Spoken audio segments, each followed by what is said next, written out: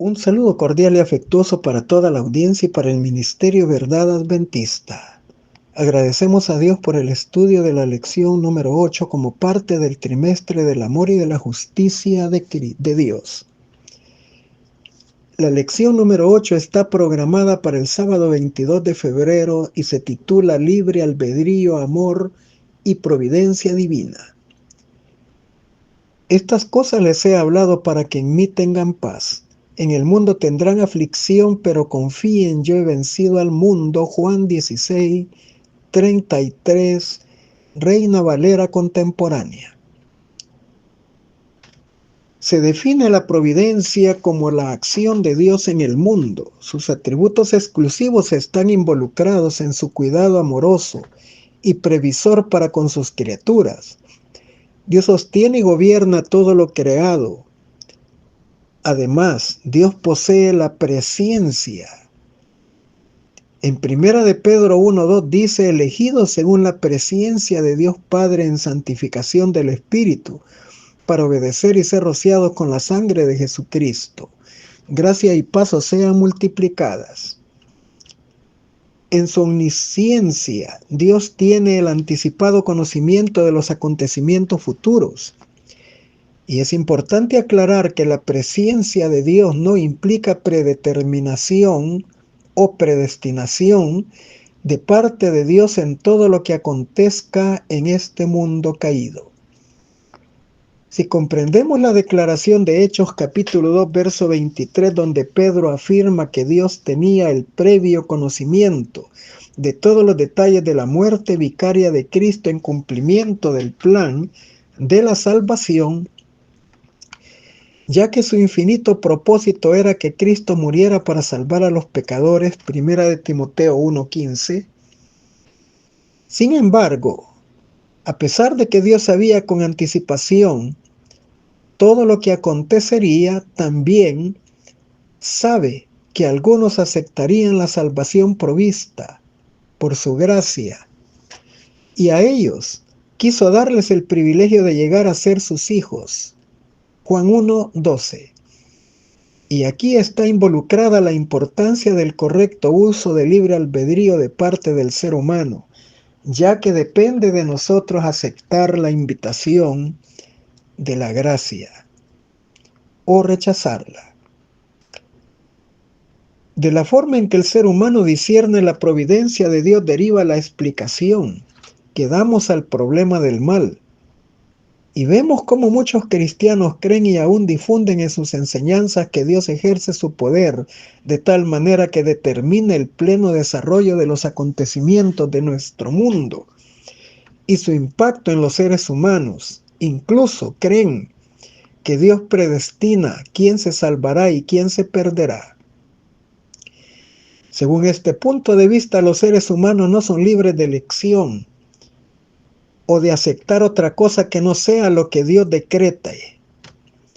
E incluso algunos van más al fondo y argumentan que aún los deseos humanos están determinados por Dios. Pero de forma contundente la palabra de Dios refuta estos cerrados conceptos humanos. Porque Dios creó tanto a los seres angelicales como a los terrenales y humanos con libertad de elección. Y aunque pueden elegir un curso de acción opuesto a su voluntad, por lo tanto, la única predestinación bíblica se manifiesta en que Dios ha hecho todo lo necesario para que la humanidad sea salva. En su anticipado conocimiento sabía que algunas personas aceptarían la oferta de la salvación. Porque a los que antes conoció también los predestinó para que fueran hechos conforme a la imagen de su Hijo, para que Él sea el primogénito entre muchos hermanos. Y a los que predestinó, a estos también llamó, y a los que llamó, a estos también justificó, y a los que justificó, a estos también glorificó. Romanos 8, 29 y 30. Y añade Pablo, habiéndonos predestinados para ser adoptados hijos suyos por medio de Jesucristo según el beneplácito de su voluntad, Efesios 1:5. Tal como lo hemos venido analizando, la historia de la caída, del pecado y del mal son la dramática y trágica expresión de los resultados del mal uso del libre albedrío. Y para enfrentar esta triste realidad y eliminarla por completo, Dios diseñó el plan de la salvación y proveyó el sacrificio expiatorio de Cristo para perdonar nuestros pecados y librarnos de las consecuencias eternas del pecado, que es la muerte segunda. Estudiaremos 3 ideas sobre el libre albedrío, soberanía y amor de Dios. Número 1. Dios es soberano, aunque no todos sus deseos se cumplen. Número 2. La omnipotencia de Dios no excluye el libre albedrío humano. Y número 3. La providencia divina incluye acciones ideales y correctivas. Finalizando, como es nuestra costumbre, con las aplicaciones pertinentes. Comencemos con Dios es soberano, aunque no todos sus deseos se cumplan. La Biblia dice en Deuteronomio 10:17 que Él es el Dios soberano de todos los dioses, de todos los reyes. Porque Jehová vuestro Dios es Dios de dioses y Señor de señores, Dios grande, poderoso y temible, que no hace acepción de personas ni toma cohecho. En su soberanía y sabiduría el Señor conoce el fin desde el comienzo y el porvenir también. La palabra de Dios descorre el velo y nos presenta la constante actividad de Satanás influyendo en las decisiones y acciones de los seres humanos para crear el caos, el dolor y el sufrimiento en nuestro planeta Tierra.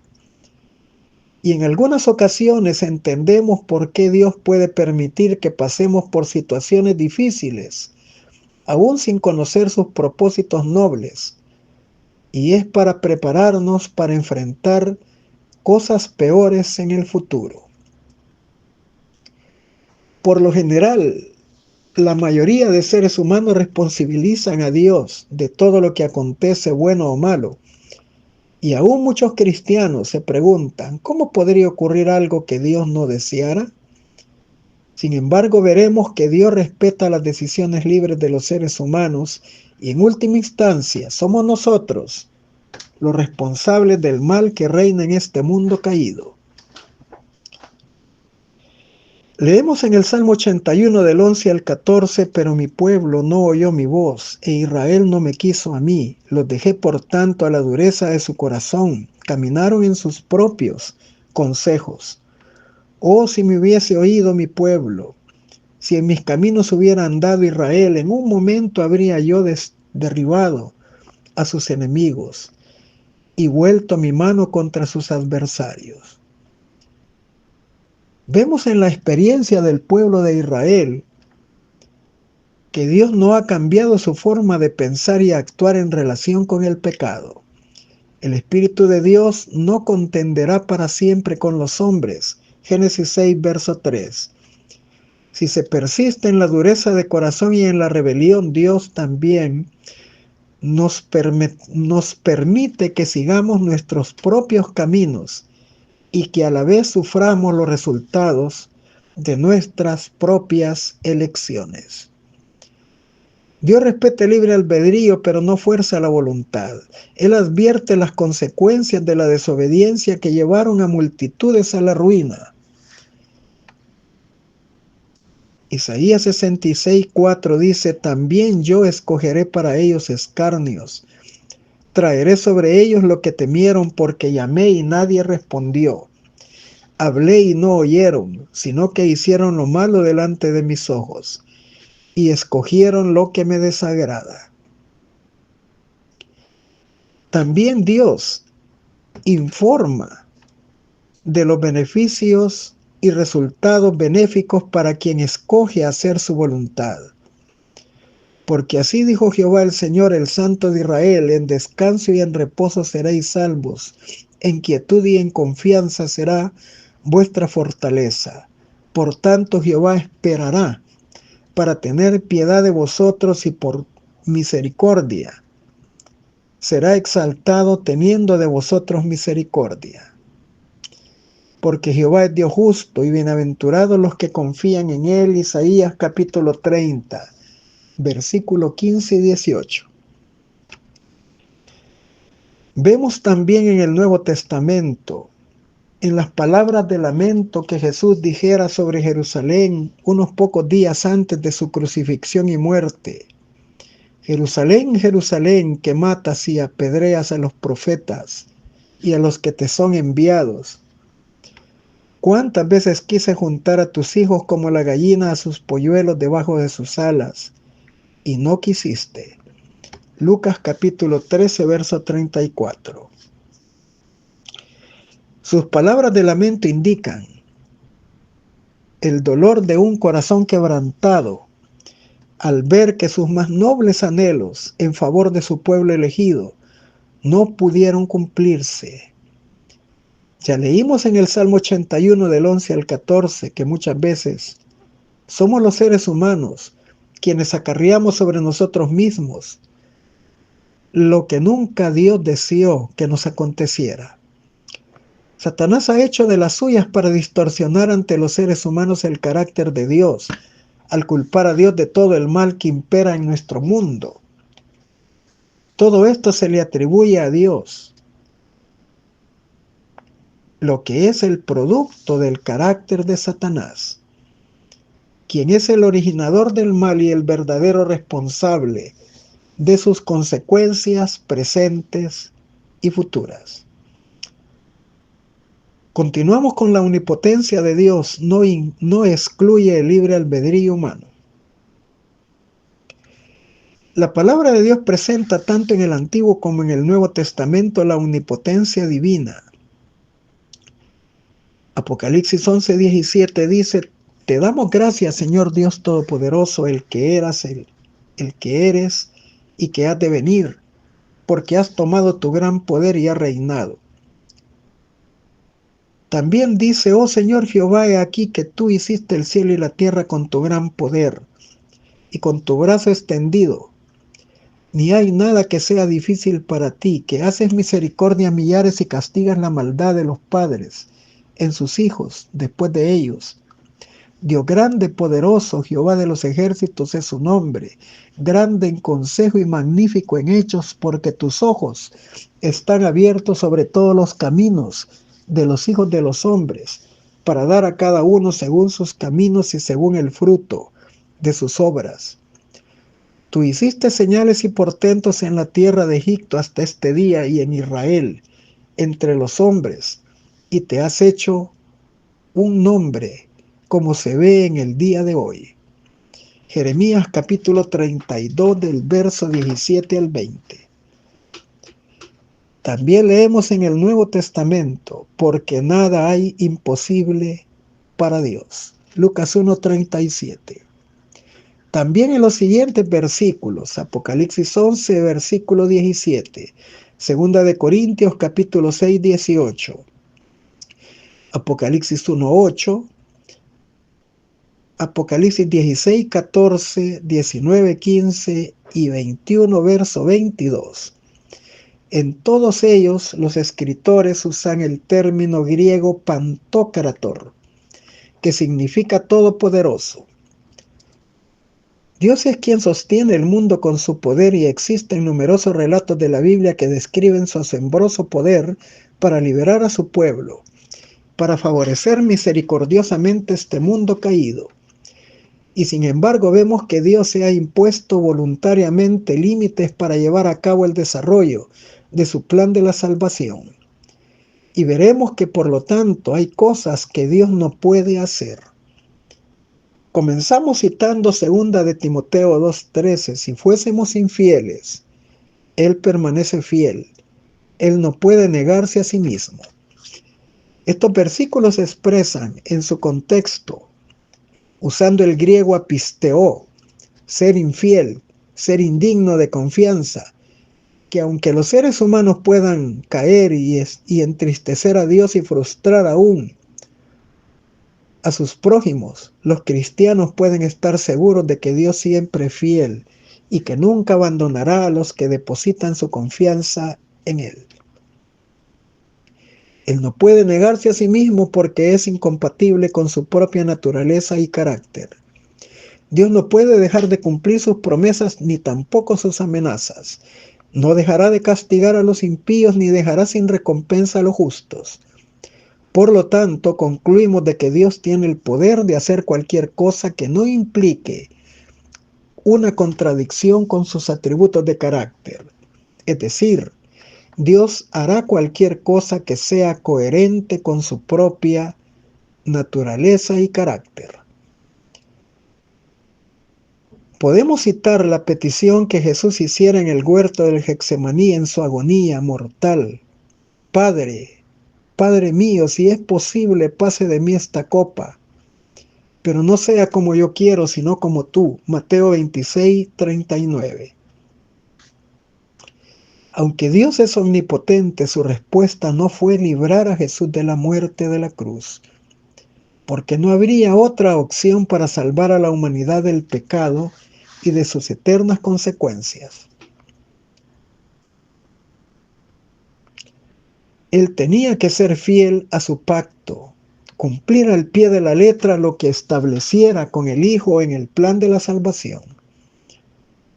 En los siguientes versículos vemos el anhelo de Dios para salvar a la humanidad, porque la gracia de Dios se ha manifestado para salvación de todos los hombres. Tito 2:11, el cual quiere que todos los hombres sean salvos y vengan al conocimiento de la verdad.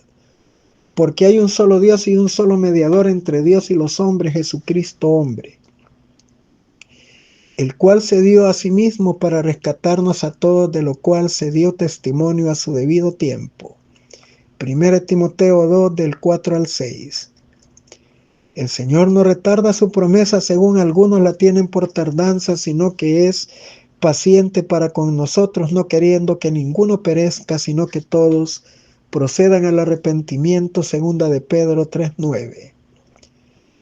Y en el Antiguo Testamento leemos: diles, vivo yo, dice Jehová el Señor, que no quiero la muerte del impío, sino que vuelva el impío de su mal camino y que viva. Volveos de vuestros malos caminos. ¿Por qué moriréis, oh casa de Israel? Ezequiel 33, versículo 11. Todo esto expresa el anhelo redentor de Dios, cómo se inflama de compasión y quiere salvar, y sin embargo no puede impedir que cada ser humano tome su propia decisión ante la oferta del Evangelio, y por tanto sabe que no todos serán salvos. La palabra de Dios dice en 1 de Juan 4:8, Dios es amor. Él espera que los seres humanos den una respuesta recíproca de amor. Jesús explicó a un intérprete de la ley que el primero y grande mandamiento de la ley se cumple con amor. Jesús le dijo: amarás al Señor tu Dios con todo tu corazón y con toda tu alma y con toda tu mente. Mateo 22:37. Entonces, por definición, es imposible forzar a alguien a hacer algo de manera libre o voluntaria. Dios se complace de un culto racional, consciente, inteligente, y Él acepta una entrega completa a su servicio, pero de forma voluntaria. En resumen, Dios no puede forzar a nadie a sentir amor por Él, pues lo obtendría en caso de hacerlo, pero ya no sería amor verdadero. En la Torá, la Shemá dice: oye Israel, Jehová nuestro Dios, Jehová uno es, y amarás a Jehová tu Dios de todo tu corazón y de toda tu alma y con todas tus fuerzas. Deuteronomio 6, del verso 4 al 5. Jesús dijo a sus discípulos: si me amáis, guardad mis mandamientos. Juan 14:15. Pablo declara: el amor no hace mal al prójimo. Así que el cumplimiento de la ley es el amor. Romanos 13:10. El amor divino despierta amor en los seres humanos. Nosotros le amamos a Él porque Él nos amó primero. Primera de Juan 4:19. Dios espera la respuesta de amor de sus hijos, sin embargo, no todos lo amarán. Amar a Dios por la fuerza o por obligación tampoco es amor sincero, ni amor verdadero, y no armoniza con sus propósitos. El amor es un fruto del Espíritu Santo y se manifiesta en una obediencia voluntaria a sus mandamientos, y a esto Pablo le llama: contra tales cosas no hay ley. Gálatas 5, 22 y 23. A pesar de que Dios ha mostrado por su promesa y por su juramento que cumplirá el plan de la salvación para la humanidad caída, Hebreos 6, 17, 18, al darle la vida eterna, Él no miente, Tito 1, 2. Él es fiel a su palabra y por eso juró por sí mismo, ya que no hay otro superior a Él.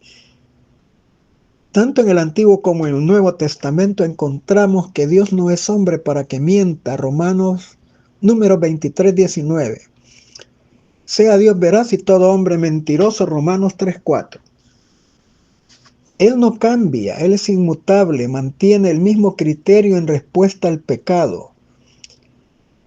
El Espíritu Santo trabaja convenciendo al pecador de pecado, de justicia y de juicio, Juan 16, 8. Pero no obliga a nadie a renunciar al pecado por la fuerza. Sin embargo, su palabra nos advierte: no contenderá mi espíritu con el hombre para siempre, porque él es carne. Génesis 6, 3. Y Pablo añade: o menosprecias las riquezas de su bondad, paciencia y magnanimidad, ignorando que la bondad de Dios te guía al arrepentimiento. Romanos 2, 4. Reina Valera contemporánea. Pero por tu dureza y por tu corazón no arrepentido atesoras para ti mismo la ira para el día de la ira y de la revelación del justo juicio de Dios. Romanos 2:5. Los seres humanos poseen la capacidad de ejercer la libertad de forma contraria a los designios divinos, pero a la vez se vuelven responsables de cosechar los resultados de sus propias elecciones. Gálatas 6:7 dice: no os engañéis, Dios no puede ser burlado. Todo lo que el hombre sembrare, eso también segará. Esta es una realidad inevitable. Trágicamente, muchas personas ejercen su libertad de esta manera y en consecuencia ocurren muchas cosas que Dios desearía que nunca sucediesen, pero que no dependen en sentido estricto de Él. Jesús dijo una verdad de aplicación universal para quienes elegimos seguir un curso de acción distinto u opuesto al divino y a su plan de salvación. Él dijo estas palabras a Saulo de Tarso: dura cosa te es dar coces contra el aguijón. Hechos 9:5. Porque inevitablemente nosotros mismos nos hacemos daño. Todos los que me aborrecen aman la muerte. Proverbios capítulo 8, versículo 36. Continuamos con: la providencia divina incluye acciones ideales y correctivas. Efesios 1 del 9 al 11 dice: dándonos a conocer el misterio de su voluntad, según su beneplácito, el cual se había propuesto en sí mismo de reunir todas las cosas en Cristo en la dispensación del cumplimiento de los tiempos, así las que están en los cielos como las que están en la tierra. En él asimismo tuvimos herencia, habiendo sido predestinados conforme al propósito del que hace todas las cosas según el designio de su voluntad. Aquí se ocupa el término griego, ya traducido predestinación. Este término no significa que Dios determine de antemano o causalmente la historia humana. A diferencia de ello, simplemente significa proponer una meta o poner una meta por delante. El uso de la forma verbal indica de que se trata del inalterable plan de salvación trazado por Dios en favor de sus criaturas, gracias a la encarnación, muerte y resurrección de Jesús nuestro Señor y Salvador. Pero algo importante de considerar es que Dios propuso una meta, o mejor dicho, diseñó un plan para salvarnos, y pudo hacerlo de forma unilateral. Pero la palabra de Dios nos enseña que Dios decidió dejar al hombre decidir si acepta o rechaza su plan de salvación. Y por ese motivo el ser humano es quien en última instancia determina su propio destino eterno para bien o para mal. Al analizar lo que Pablo también escribe en Efesios 1 del 9 al 11, descubrimos que él usa el griego proorizo, predestinación, con el propósito de recordarnos que la herencia prometida no se obtiene accidentalmente o casualmente, sino que está en armonía con los propósitos divinos que predetermine el Señor. Y si el ser humano acepta respetar las condiciones divinas, esto le proporciona seguridad porque Dios no cambia, Él es inmutable, Él es veraz, Él es fiel a sus promesas. Además, es perfecto en todos sus caminos y ha diseñado todo con sabiduría y amor infinitos por su voluntad soberana.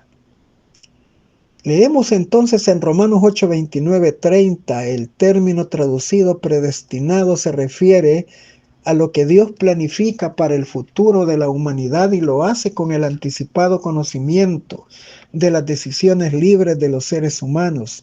Y por eso Dios puede guiar providencialmente la historia hacia los fines buenos que Él desea para todos, siempre respetando la voluntad y el libre albedrío de todos. Pero el ser humano puede echar a perder todos los buenos propósitos divinos para salvarlo, si rechaza la oferta de la gracia.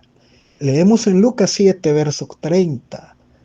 Mas los fariseos y los intérpretes de la ley desecharon los designios de Dios respecto de ellos, no siendo bautizados por Juan.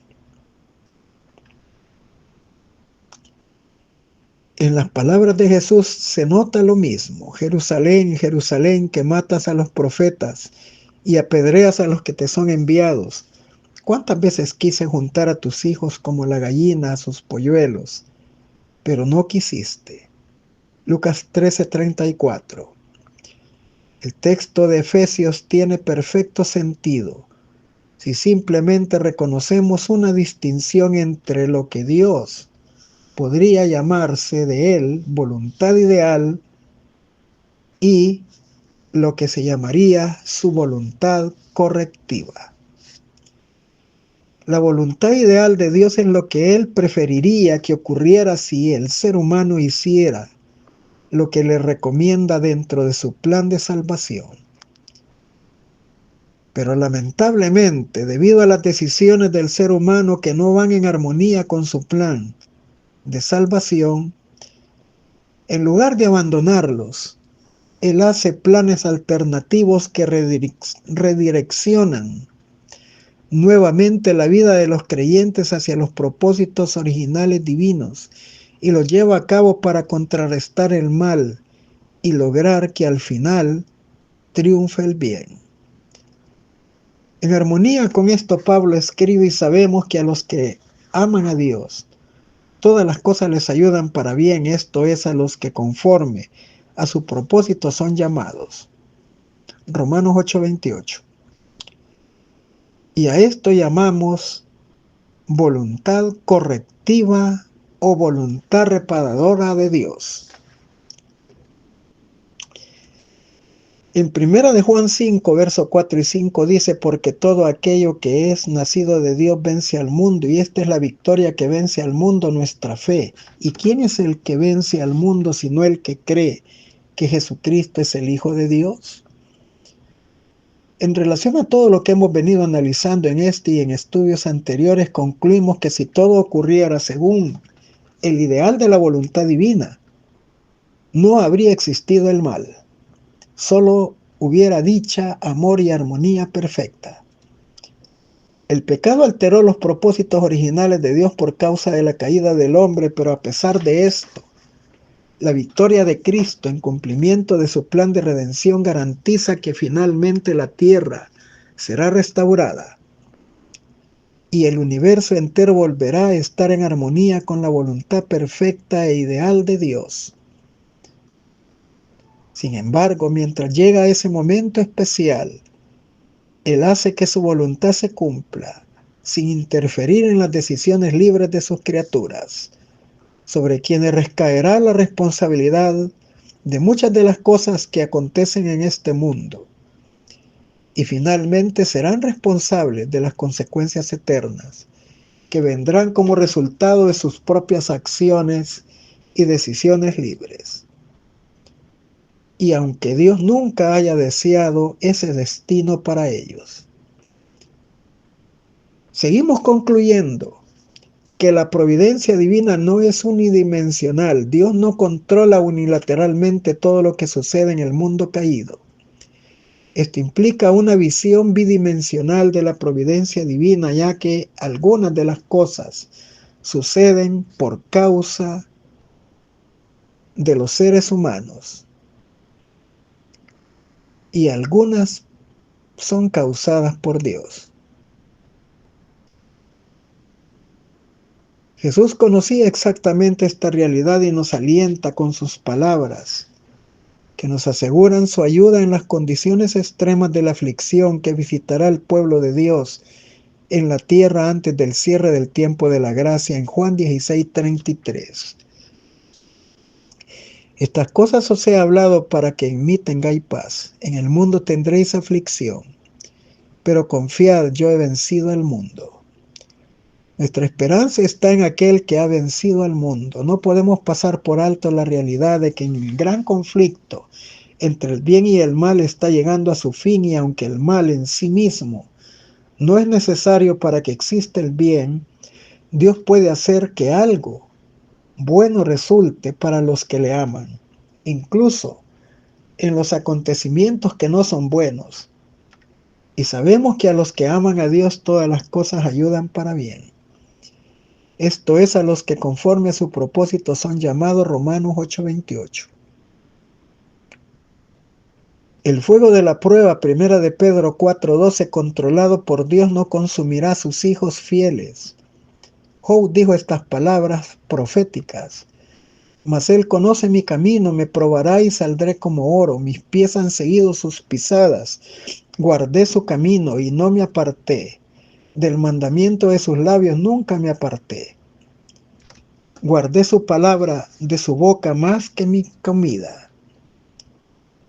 En estas situaciones extremas, los hijos de Dios serán purificados, la escoria del carácter será separada para que ellos puedan reflejar el carácter de Cristo y saldrán victoriosos en la segunda venida de Cristo. Finalizamos con las aplicaciones pertinentes. El Señor nos revela su voluntad de tres maneras para conducirnos y capacitarnos para conducir a otros. ¿Cómo es posible distinguir su voz de la de un extraño? ¿Cómo es posible distinguir la voz de un falso pastor? Dios nos revela su voluntad en su palabra, las Sagradas Escrituras. Su voz se revela también en sus actos providenciales.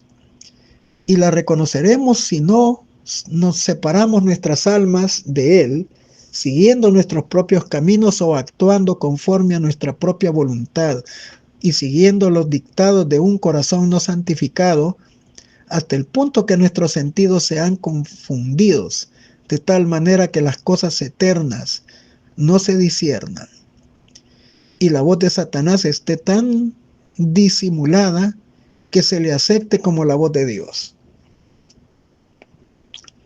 Otra de las maneras en que se escucha la voz de Dios es mediante las apelaciones de su Santo Espíritu, que impresionan el corazón y que luego se manifiestan en el carácter, Testimonios para la Iglesia, tomo 5, 483. El Señor no obligará a los hombres a obrar con justicia y amar la misericordia y andar humildemente delante de Él. Pone el bien y el mal ante los instrumentos humanos y establece claramente cuál será el resultado de seguir el uno o el otro. Cristo nos invita diciendo: sígueme, pero nunca nos fuerza a seguir sus pisadas. Si no andamos en sus pisadas es porque esto constituye el resultado de una elección deliberada. A medida que contemplemos la vida y el carácter de Cristo, surgen en nosotros fuertes deseos de ser como Él en nuestro carácter, y proseguimos en conocer al Señor y en saber que como el alba está dispuesta a su salida. Entonces comenzamos a comprender que la senda de los justos es como la luz de la aurora que va en aumento hasta que el día es perfecto. Proverbios 4:18. Review and Herald del 31 de marzo de 1896. Consejo sobre la mayordomía cristiana, páginas 143-144. El Señor nos salva a los pecadores por medio de la abolición de su ley, fundamento de su gobierno en el cielo y en la tierra. Dios es juez y guardián de su justicia. La transgresión de su ley es una sola instancia en el más pequeño detalle. Es pecado. El Altísimo no puede dejar de lado su ley ni descartar el más pequeño de sus mandamientos para perdonar el pecado. La justicia, la excelencia moral y la ley deben de ser sostenidas y vindicadas delante del universo celestial, y esa santa ley no podía ser avalada por un precio menor que la muerte del Hijo de Dios. Review and Herald del 15 de noviembre de 1898. Mente, carácter y personalidad, tomo 2, página 586. La conciencia es la voz de Dios que habla. En medio del conflicto de las pasiones humanas, al desoírla, se contrista el Espíritu de Dios. Los hombres tienen el poder de apagar el Espíritu de Dios, se les deja la facultad de elegir, se les da libertad de acción, pueden ser obedientes por el nombre y la gracia de nuestro Redentor o desobedientes y cosechar las consecuencias. Dios no promulga ningún decreto que manifieste que el hombre no se salvará.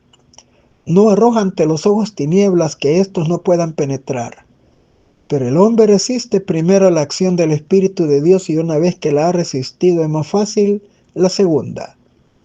Más aún la tercera y mucho más la cuarta. Luego llega la cosecha de la semilla de la incredulidad y la resistencia. Por otra parte, cada rayo de luz recibido dará su cosecha de luz. Una tentación vencida dará poder para resistir más fielmente la segunda. Cada nueva victoria ganada sobre el yo allanará el camino para triunfos superiores y elevados. Cada victoria es una semilla sembrada para la vida eterna. Nadie necesita considerar el pecado contra el Espíritu Santo como algo misterioso e indefinible. El pecado contra el Espíritu Santo consiste en rechazar persistentemente la invitación al arrepentimiento. No hay esperanza de una vida más elevada sino mediante la sumisión del alma a Cristo. Dios no destruye a nadie, el pecador se destruye a sí mismo por su propia impenitencia. La fe por la cual vivo, página 60. ¿Habrá un segundo tiempo de gracia? No. Debe desdeñarse esa necedad inmediatamente. Todo lo que tendremos es el actual tiempo de gracia. ¿Comprendéis que la salvación de los seres humanos caídos debe efectuarse en esta vida presente o se perderán para siempre? Mensajes Selectos, tomo 1, 107. A pesar de las órdenes más positivas de Dios, los hombres y las mujeres seguirán sus propias inclinaciones y luego se atreverán a orar sobre el asunto para convencer a Dios de que consienta permitirles ir en contra de su expresa voluntad. El Señor no se agrada con tales oraciones. Satanás viene junto a estas personas como lo hizo con Eva en el Edén. El mundo religioso está cubierto de una triste manto de oscuridad moral. La superstición y el fanatismo controlan la mente de los hombres y las mujeres y enceguecen su juicio de modo que no disciernan su deber hacia sus semejantes ni su deber de rendir una obediencia incuestionable a la voluntad de Dios.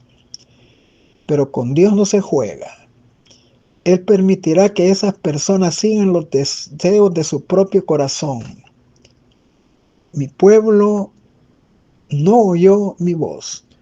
Lo dejé por tanto a la dureza de su corazón y caminaron en sus propios consejos. Salmo 81, 11 y 12. Testimonios para la Iglesia, tomo 3, páginas 83 y 84. Pero nadie se engaña a sí mismo con el pensamiento de que Dios en su gran amor y misericordia salvará incluso a los que rechazan su gracia. La excesiva pecaminosidad del pecado puede ser apreciada solo a la luz de la cruz.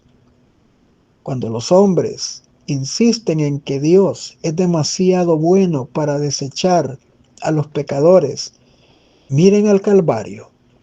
Fue porque no había otra manera en que el hombre pudiese ser salvo, porque sin este sacrificio era imposible que la raza humana escapara del poder contaminador del pecado y fuera restaurado a la comunión de seres santos.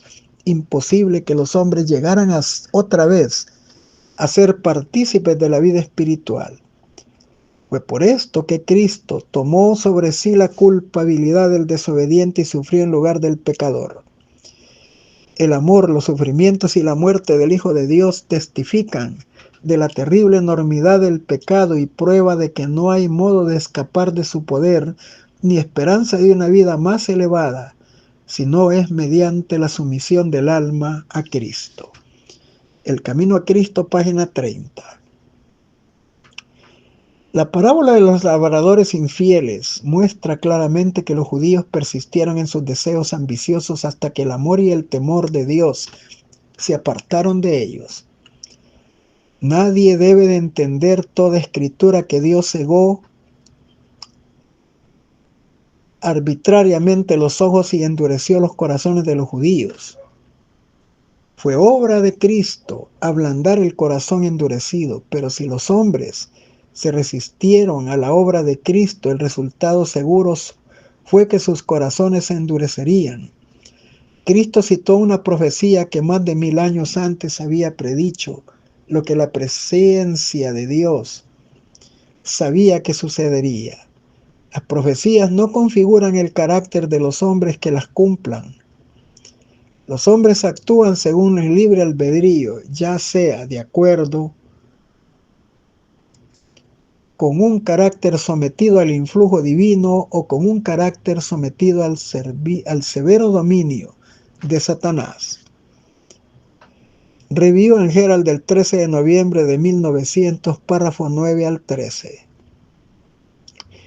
Cristo está dispuesto a librarnos del pecado, pero no fuerza la voluntad. Si por la persistencia en la transgresión la voluntad misma se inclina enteramente al mal y no deseamos ser libres, si no queremos aceptar su gracia, ¿qué más puede hacer? Hemos obrado nuestra propia destrucción por causa de nuestro deliberado rechazo de su amor. Este es el momento propicio de Dios. Hoy es el día de la salvación. Si hoy oyereis su voz, no endurezcáis el corazón. Camino a Cristo, página 33. El plan de la redención no fue una reflexión ulterior formulada después de la caída de Adán. Fue una revelación del misterio que por tiempos eternos fue guardado en silencio. Fue una manifestación de los principios que desde las eternas edades habían sido el fundamento del trono de Dios. Desde el principio Dios y Cristo sabían de la apostasía de Satanás y la caída del hombre seducido por Satanás. Dios no ordenó que el pecado existiese, sino que previó su existencia e hizo provisión para hacerle frente a la terrible emergencia. Tan grande fue su amor por el mundo, que se comprometió a dar a su propio Hijo, unigénito, para que todo aquel que en Él cree no se pierda, mas tenga vida eterna. Juan 3:16, el deseado de toda la gente, es página 13 y 14. Hallamos solo una predestinación en la palabra de Dios, de individuos y de un pueblo, a saber, que el hombre está predestinado a ser salvo. Muchos han mirado hacia el final pensando que estaban seguramente predestinados para gozar de la bienaventuranza celestial, pero esta no es la predestinación que revela la Biblia. El hombre está predestinado a ocuparse de su salvación con temor y temblor. Está predestinado a ponerse la armadura para pelear la buena batalla de la fe.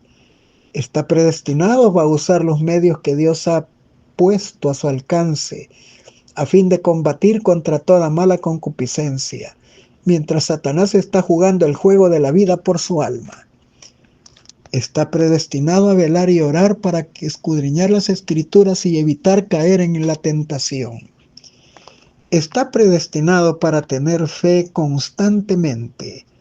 Está predestinado a ser obediente a toda palabra que sale de la boca de Dios, para que pueda ser no solo oidor, sino también hacedor de la palabra. Esta es la predestinación bíblica. Testimonios para los ministros, página 453. Les deseo un feliz sábado en la bendita presencia del Señor.